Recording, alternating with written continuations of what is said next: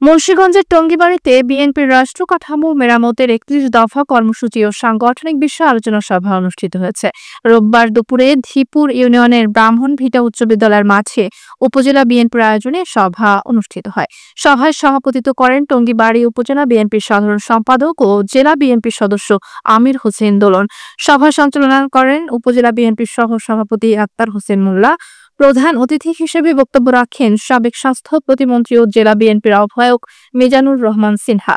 বিশেষ অতিথি ছিলেন লৌহজং উপজেলা বিএনপির সদস্য সচিব হাবিবুর রহমান অপু চাকলাদার। সভায় বক্তারা বলেন, রাষ্ট্র মেরামতের জন্য বিএনপির ৩১ দফা কর্মসূচি বাস্তবায়নের সময়ের দাবি। তারা বলেন, গণতন্ত্র পুনরুদ্ধার ও জনগণের অধিকার প্রতিষ্ঠায় সবাইকে ঐক্যবদ্ধভাবে কাজ করতে হবে। অনুষ্ঠানে বিএনপির বিভিন্ন ইউনিটের পাশাপাশি যুবদল, স্বেচ্ছাসেবক দল, ছাত্রদল সহ অঙ্গ ও সহযোগী সংগঠনের নেতাকর্মীরা উপস্থিত ছিলেন। বক্তারা দলীয় সাংগঠনিক কার্যক্রম জোরদার আহ্বান জানান এবং মাঠ পর্যায়ে জনগণের সঙ্গে আরও বেশি সম্পৃক্ত হওয়ার তাগিদ দেন।